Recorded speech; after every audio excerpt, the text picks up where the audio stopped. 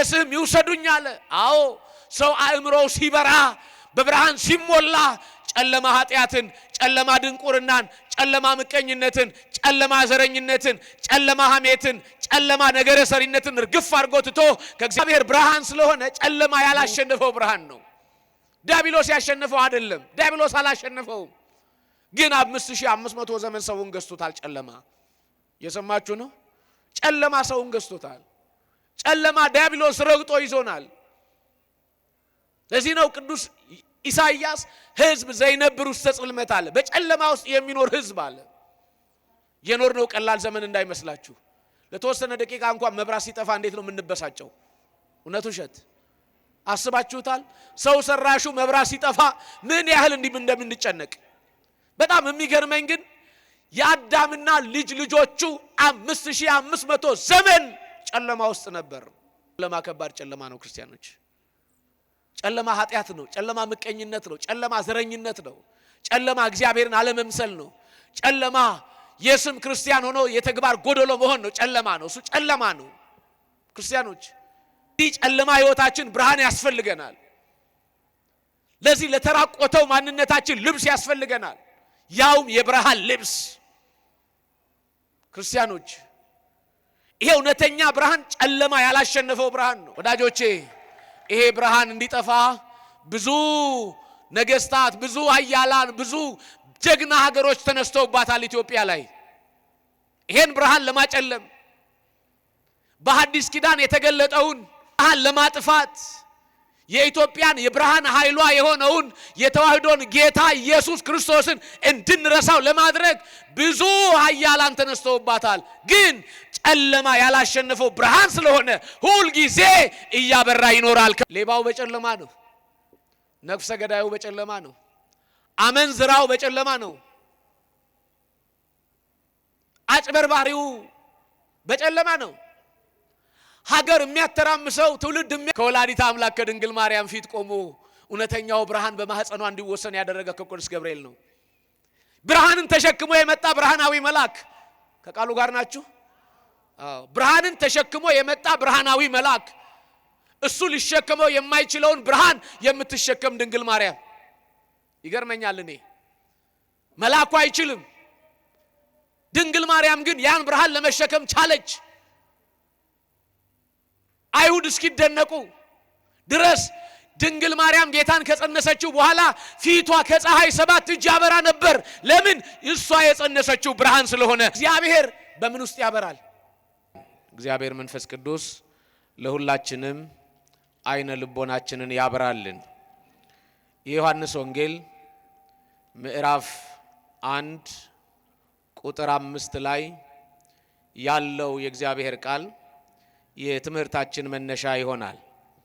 ብርሃንም በጨለማ ይበራል፣ ጨለማ አላሸነፈውም። እስኪ ሁላችሁ ይሄንን ቃል በሉት። ብርሃን በሉ። አልሰማው። በጨለማ ይበራል፣ ጨለማም አላሸነፈውም። በዚህ ርዕስ ስለ ብርሃንና ስለ ጨለማ ለተወሰኑ ደቂቃዎች እንነጋገራለን። በነገራችን ላይ የዮሐንስ ወንጌል ከሶስቱ የሐዲስ ኪዳን የክርስቶስ ትምህርቶች ለየት ያለ ወንጌል ነው። ከዚህ የተነሳ የቤተ ክርስቲያን መተርጉማን ሊቃውንት የዮሐንስን ወንጌል ሰማያዊ ወንጌል ይሉታል። ምክንያቱም ሌሎቹ ወንጌላውያን ነገረ ልደቱን ሲጀምሩ እገሌ እገሌን ወለደ እያሉ በስጋዊ ጉዳይ መነሻ አድርገው ይተርካሉ። ዮሐንስ ግን መለኮታዊ ክብሩን፣ ሰማያዊ የእግዚአብሔር አብ ልጅነቱን ቃል ወይም ሎጎስ በሚለው ቃል እየተነተነ ይገልጣል። ቅዱስ ዮሐንስ የዮሐንስ ወንጌል ሰማያዊ ወንጌል ነው።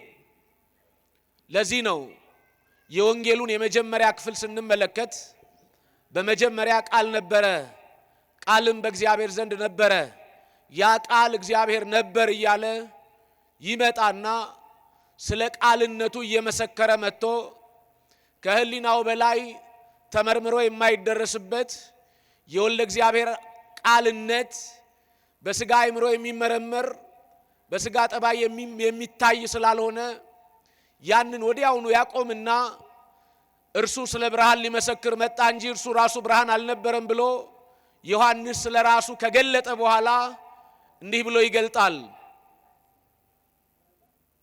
ብርሃን በጨለማ ውስጥ ያበራል፣ ጨለማ አላሸነፈውም ይላል።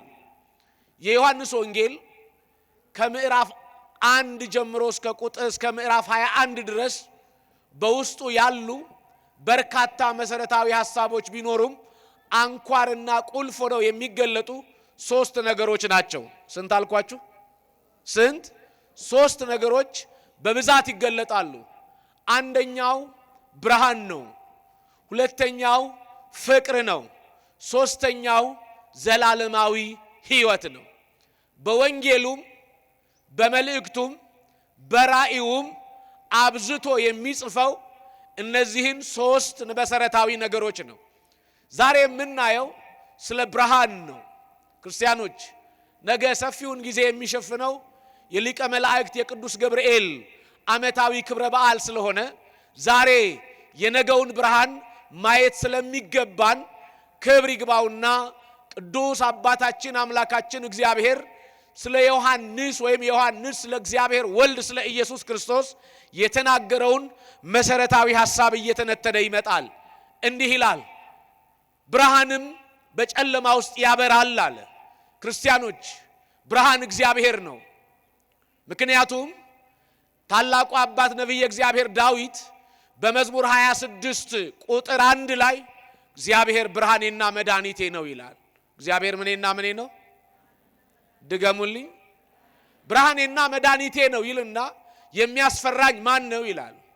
እውነት ነው፣ እግዚአብሔር ብርሃን ነው። ብርሃን ብቻ አይደለም፣ በጨለማ ውስጥ የሚያበራ ብርሃን፣ ጨለማ ያላሸነፈው ብርሃን፣ የ5500 ዘመን ዕዳ በደላችንን፣ ሞት እንግልታችንን፣ የዲያብሎስ ግዞት ውስጥ ታስረን የነበርነውን እኛን ነፃ ሊያወጣን እግዚአብሔር ብርሃን ሆኖ ወደዚህ ዓለም መጣ። በመጀመሪያም እግዚአብሔር የኦሪት ዘፍጥረት ምዕራፍ 1ን ስትመለከቱ እግዚአብሔር ሰማይና ምድርን ፈጠረ ይልና ከዛ በኋላ ጨለማን በጥልቁ ነበር ይላል። ቀጥሎ ቅዱስ አባታችን ሙሴ ሲተርከው እግዚአብሔርም አለ ብርሃን ይሁን፣ ብርሃንም ሆነ ይላል። ጨለማ የራቀው በእግዚአብሔር ቃል ነው። ምክንያቱም እግዚአብሔር ሰማይና ምድርን ከፈጠረ በኋላ ጨለማ በጥልቁ ነበር ይላል። በጥልቁ ነበር ማለት የማይገፋ ጨለማ፣ ብርቱ ኃያል የሆነ ጨለማ ማለት ነው። ያን ጊዜ ግን ክብር ይግባው እግዚአብሔር ብርሃን ይሁን ሲል ጨለማው ለቀቀ፣ ብርሃን ሆነ። ክብር ምስጋና ለእግዚአብሔር ይሁን። ክርስቲያኖች ጨለማውን ማራቅ የቻለ ብርሃን እሱ ነው። ስለዚህ እግዚአብሔር ብርሃን ይባላል። ይሄ ብርሃን ለሰው ልጆች የቆየው ለ7 ዓመት ብቻ ነበር። ለስንት ዓመት አልኳችሁ? ድገሙልኝ። አዳምና ሔዋን ሕግ ሳይጥሱ ትእዛዝ ሳያፈርሱ ከክብር ሳይጎሉ ከእግዚአብሔር ሐሳብ ሳይወጡ ፈቃዱን ሳያጎሉ 7 ዓመት እነሱ ብርሃን ሆነው የብርሃን ልጆች ሆነው ይኖሩ ነበር። ሕግ ጥሰው ትእዛዝ አፍርሰው አትብሉ የተባሉትን በልተው የፈጣሪን ሕግ ረስተው በፍጡር ድምፅ ራሳቸውን ከጣሉ ሰዓት ጀምሮ ዓለም ሁሉ በኃጢአት ጨለማ ውስጥ ወደቀ። ይሄ ጨለማ ክርስቲያኖች ጨለማ ስል ብዙ ጊዜ ልትዝ የሚላችሁ የ24 ሰዓቱ የ12 ሰዓቱ ብርሃንና የ12 ሰዓቱን ጨለማ እንዳታስቡ። የሰው ልጅ አእምሮ ጨልሞ ነበር። በሰይጣን መግዞ ውስጥ በዲያብሎስ እስራት ውስጥ ነበር። ስለዚህ አእምሮ አልበራም፣ ህሊናው አልተቀደሰም። ሕግ በመጣሱ ምክንያት ጨለማ ውስጥ ገብቷል። ይሄ ጨለማ ደግሞ አዳምን ወደ ጥልቁ ያወረደ፣ የልጅ ልጆቹን ወደ መከራ ውስጥ የጣለ፣ ወደ ምድረ ፋይድ የወሰደ ነው ይሄ ጨለማ። ክርስቲያኖች ይሄን ጨለማ ማራቅ የቻለ ሰማያዊ መልአክ አልነበረም። ከቃሉ ጋር ናችሁ? ይሄን ጨለማ ማራቅ የቻለ ጻድቅ አልነበረም። ይሄን ጨለማ ማራቅ የቻለ ቅዱስ አልነበረም። ስለዚህ ይሄን ጨለማ ማራቅ የሚችለው የእግዚአብሔር ልጅ የሆነው እግዚአብሔር ወልድ ኢየሱስ ክርስቶስ ብቻ ስለሆነ ዳዊት እንዲህ አለ። መዝሙረ ዳዊት መዝሙር 42 ቁጥር 3 ላይ ፈኑ ብርሃነከ ወጽድቀከ ብርሃንህንና ጽድቅህን ላክልን አለ። እውነት ነው። ጨለማው ከብዷል፣ ሞቱ ከብዷል፣ እንግልቱ ከብዷል። ምክንያቱም ያንን ጨለማ ማራቅ የሚችለው የእግዚአብሔር ልጅ የድንግል ማርያም ልጅ ኢየሱስ ክርስቶስ ብቻ ነበር። ክብር ምስጋና ለእሱ ይሁን ለአምላካችን። ብርሃንህን ላክልን አለ ጨለማ ስለከበደው። በነገራችን ላይ ኢሳይያስም እንዲህ ብሎ ጸልዮአል። ሕዝብ ዘይነብር ውስተ ጽልመት ወጸላሎተ ሞት ብርሃን አብይ ሰረቀ አለ።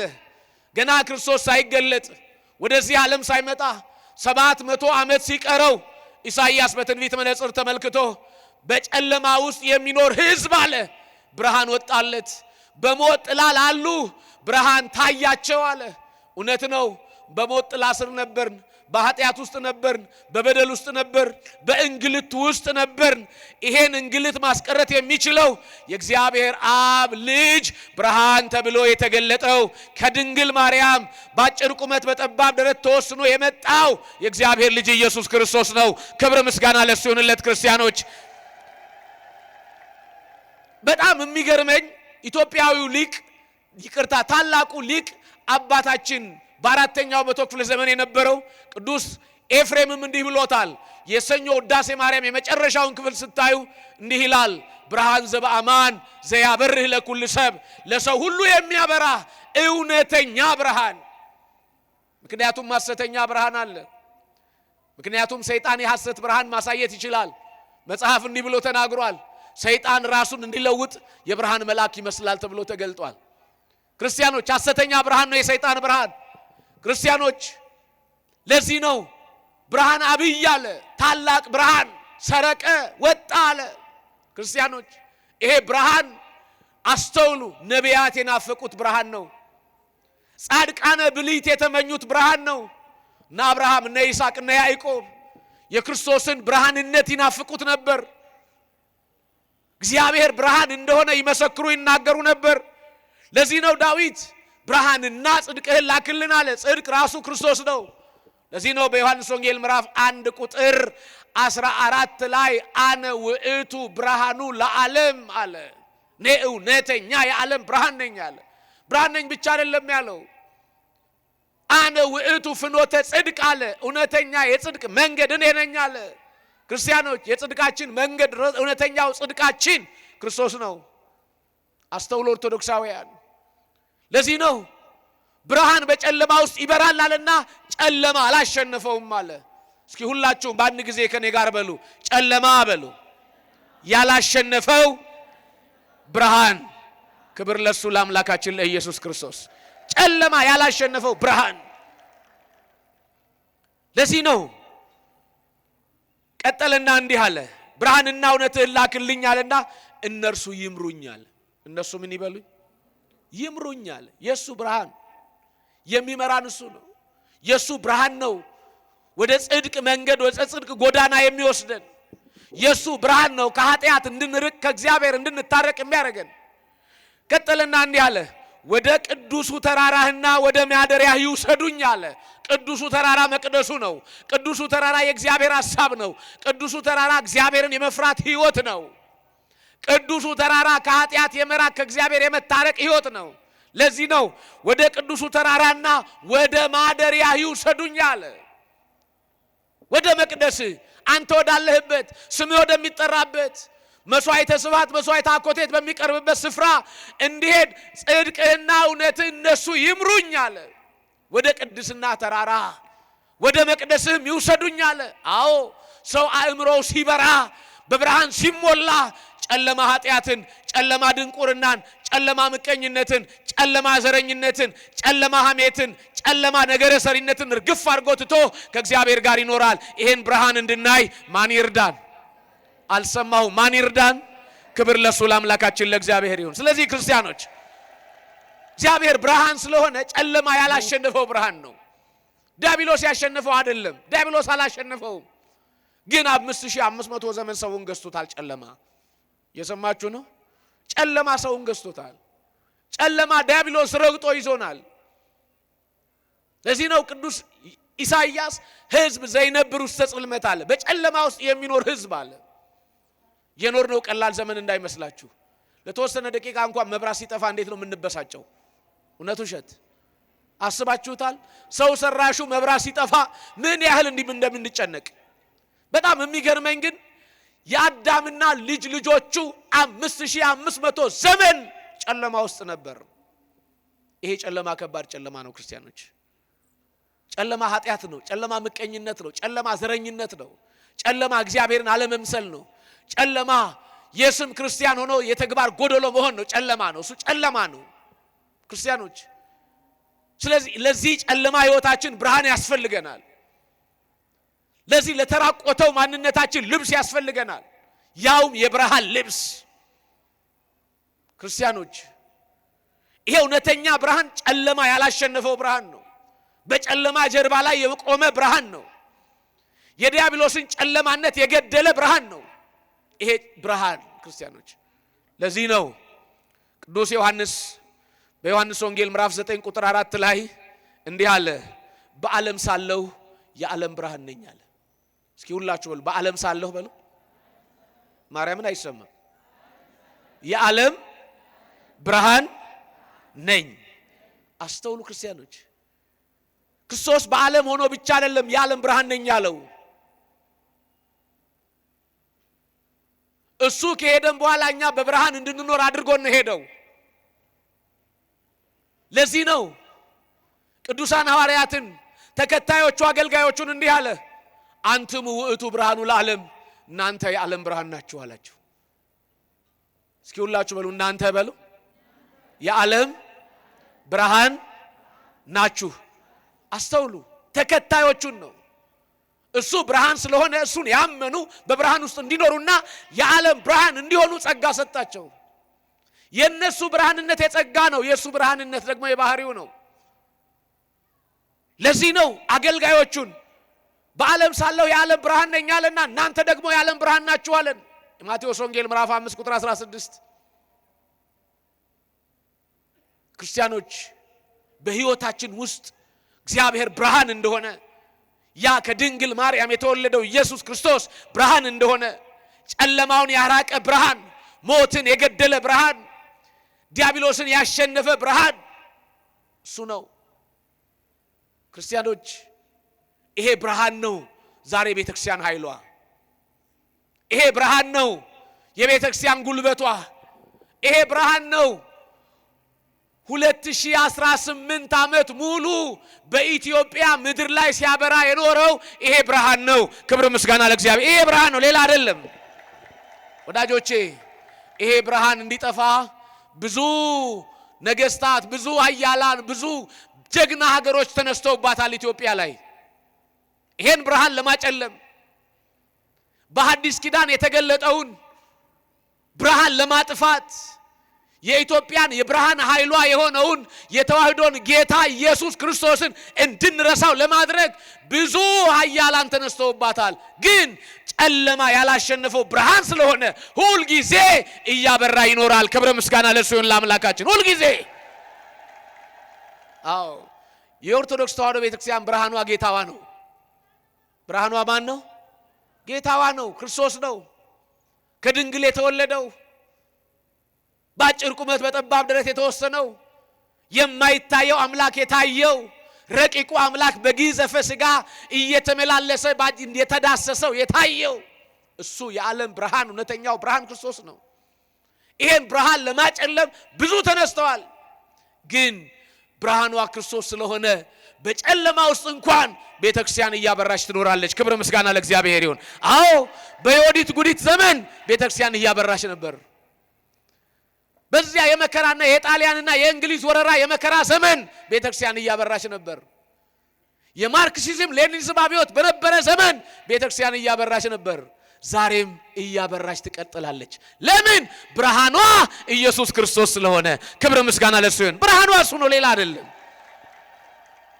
ክርስቲያኖች አስተውሉ። እዚህ ዮሐንስ ወንጌላዊ በዮሐንስ ወንጌል ምዕራፍ 12 ቁጥር 46 ላይ እንዲህ ይላል፣ በእኔ የሚያምን በጨለማ እንዳይኖር። እስኪ ሁላችሁ በሉ፣ በእኔ የሚያምን በሉ፣ በጨለማ እንዳይኖር ብርሃን ሆኜ ወደ ዓለም መጥቻለሁ። ልብ አድርጉ። ወረድ አለና ምን አለ መሰላችሁ?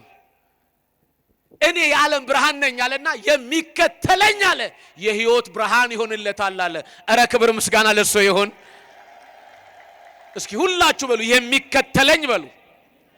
አቤት የምን ብርሃን? የሕይወት ብርሃን ይሆንለታል አለ።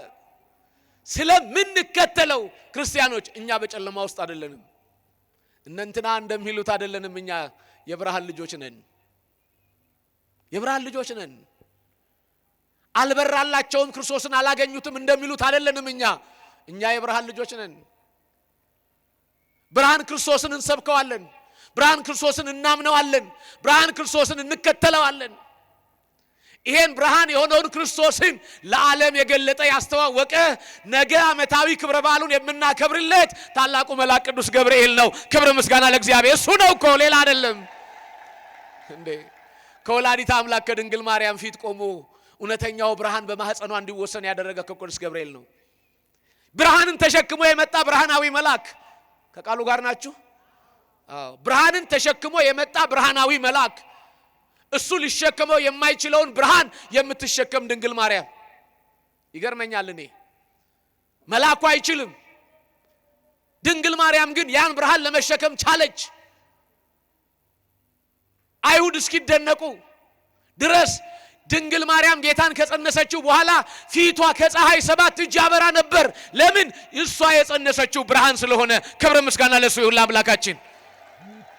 ይሄን ብርሃን፣ ይሄን የእውነት ብርሃን፣ ይሄን የሕይወት ብርሃን ለዓለም ያስተዋወቀ ቅዱስ ገብርኤል ነው። ለዚህ ነው እኮ ወሶበሬ ንጽህናኪ፣ ንጽህናሽን ባየ ጊዜ እግዚአብሔር ፈነወ፣ እግዚአብሔር ላከ።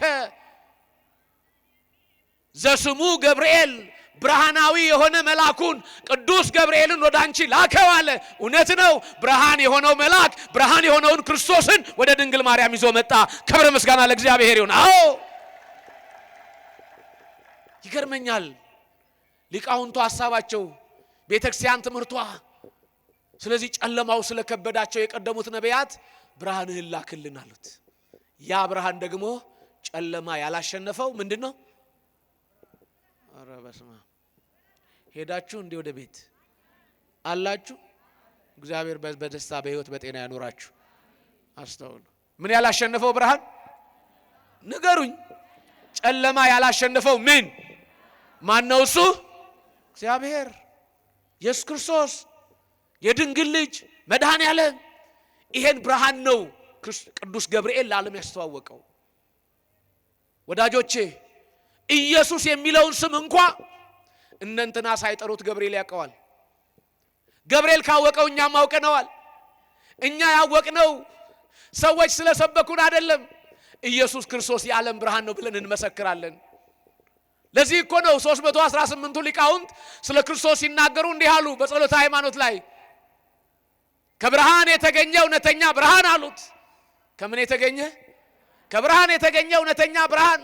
አዎ ከባሕርይ አባቱ ከአብ የተገኘ ብርሃን። ከዚያ ከብርሃን የተገኘ ብርሃን እሱ ኢየሱስ ክርስቶስ ነው። ለዚህ ነው እሱን ስለወለደች ድንግል ማርያም እመብርሃን ትባላለች። እስኪ ጥሯት። ኧረ አይሰማም? ምንን ስለወለደች? ብርሃን ክርስቶስን ስለወለደች። ክብር ለወላዲተ አምላክ ይሁን። ክርስቲያኖች አስተውሉ። ይህንን ነው መጽሐፍ የሚነግረን። አንደኛ ዮሐንስ ምዕራፍ 1 ቁጥር 5 ላይ እግዚአብሔር እንዲህ ይላል፣ እግዚአብሔር ብርሃን ነው ይላል። እስኪ ሁላችሁ በሉ። ማርያምን አይሰማም። ጨለማ በእርሱ ዘንድ ከቶ የለም። ምን የለም? አቤት ጨለማ እሱ ጋር የለም ማለት። አስተውሉ ክርስቲያኖች፣ እግዚአብሔር ብርሃን ነው አለ። ስለዚህ ጨለማ ውስጥ ያለውን ማን ያያል? ንገሩኝ። ሌባው በጨለማ ነው። ነፍሰ ገዳዩ በጨለማ ነው። አመንዝራው በጨለማ ነው። አጭበርባሪው በጨለማ ነው። ሀገር የሚያተራምሰው ትውልድ የሚያጠፋው በጨለማ ነው። ክርስቲያኖች ጨለማ ኃጢአት ነው። ጨለማ ሌብነት ነው። ጨለማ እግዚአብሔርን አለማወቅ ነው። ጨለማ አመንዝራነት ነው። ስለዚህ እግዚአብሔር በምን ውስጥ ያበራል? እግዚአብሔር በምን ውስጥ ያበራል? በጨለማ ውስጥ የሚያበራ ብርሃን ነው። ለዚህ ነው ቅዱስ ዮሐንስ እንዲህ አለ፣ እግዚአብሔር ብርሃን ነው ካለ በኋላ ጨለማ በሱ ዘንድ ከቶ የለም። ስለዚህ እግዚአብሔር ማን ነው? ኧረ በስመ አብ! እግዚአብሔር ማን ነው? ብርሃን ነው። ቀጥል አሁንም ዮሐንስ ብርሃን ሳለላችሁ በብርሃን ተመላለሱ አለ። ብርሃን ሳለላችሁ በብርሃን ተመላለሱ አለ። ምን ማለት ነው? ክርስቶስ ከእናንተ ጋር እያለ ክርስቶሳውያን ሁኑና ኑሩ ማለት ነው። ሌላ ምንም ትርጉም የለውም። አትድገሙ። ክርስቶስ ብርሃን ነው። የእግዚአብሔር ልጅ የድንግል ማርያም ልጅ መድኃኔ ዓለም እሱ ብርሃን ነው። ስለዚህ እሱ እያለ ከእሱ ጋር ተመላለሱ፣ እሱን መስላችሁ ኑሩ ማለት ነው። ክርስቲያኖች፣ ክርስቲያን ሁልጊዜ በብርሃን እንዲኖር ጸጋ ተሰጥቶታል። አንደኛ ዮሐንስ ምዕራፍ 2 ቁጥር 10 በብርሃን አለሁ የሚል ወንድሙን የሚጠላ እስካሁን በጨለማ ይኖራል። ወንድምን መጥላት ጨለማን ነው። ምንን መጥላት አልኳችሁ? ምንድነው? ለዚህ ነው እስኪ አንድ ጊዜ ይህን ቃል ከኔ ጋር በሩ። በብርሃን አለሁ የሚል አልሰማሁም። ወንድሙን የሚጠላ እርሱ በጨለማ ይኖራል። እስኪ ወንድሞቻችሁን የምትወዱ አንዴ እጃችሁን አሳዩኝ። ወንድሞቼን ሁሉ ወዳለሁ የምትሉ የሥጋ ወንድማችሁን አይደለም የምታውቁትን ሰው ሁሉ ወዳለሁ የምትሉ፣ ስለዚህ እናንተ በምንድን ነው የምትኖሩት? ንገሩኝ። ወንድሙን የሚጠላ በምን ይኖራል? አቤት ኢትዮጵያ! እውነት ወንድማማቾች እንዋደዳለን? ድንበር ለክተን አገር ሰፍረን አካባቢ ቀይረን ዘረኞች ሆነን በዘረኝነት ጨለማ ውስጥ በጸብና በምቀኝነት እየኖርን አይደለም?